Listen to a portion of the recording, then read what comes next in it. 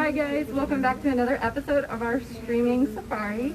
So for today's streaming safari, I wanted to do a little project to show you guys how oil spills actually affect some wildlife.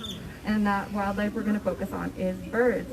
But before we get into that, thank you guys so much again for tuning in. We appreciate that. We also appreciate any donations you guys are able to send our way or even coming out to see us. We like seeing everybody again. It's a really great. All right, now we'll go ahead and get started. So for this project, you guys will need a container, some water.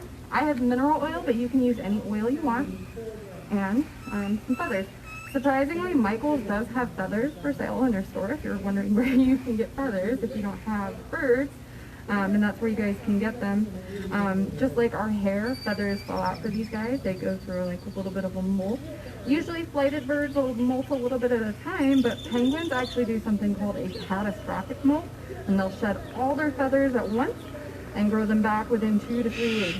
They look really goofy when that happens too. Alright, so if you guys want to come over here, talk to you a little bit about the feathers. So I printed off a little thing, and it kind of gives you an up-close image of a good set of duckling feathers. So they're all together right there. And then when the oil hits them, it kind of destroys the feathers. So feathers are important for a lot of reasons. Feathers help keep the birds warm. For flighted birds, it helps them fly. And so when they need to fly, their feathers actually need to have all of the little barbules on them lined up.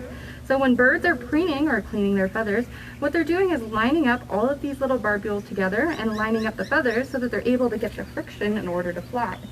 So when they get stuck in an oil spill, it destroys those feathers, so it destroys them being able to control their heat and also being able to fly. So as we've talked about in previous streaming safaris, oil floats on water, so it's less dense. You have a lot of different birds and seabirds that actually live around the ocean areas, and they'll float on the surface and they'll actually dive into the water to get fish. So when they're not able to do that, or when they're sitting on top of the water and there's an oil spill, they can get those oil on the feathers and it destroys them. So if you guys watch this, we'll dip the feather into the water. And you can see that it coats the bird's feathers. And it's not something you can just kind of wipe off. It's going to stay on the feathers. There are people who do work on rescuing wildlife when oil spills do happen, so we're very grateful to them when they're able to do that. But it's just something to think about when you're at home and how everything that we do affects also the wildlife. So that's just a little experiment. If you want to take it a step further and play with how to get the oil off the feathers, because you're not going to be hurting any animals because the feathers are detached, you can take a paper towel or a sponge, try and see if that gets it off.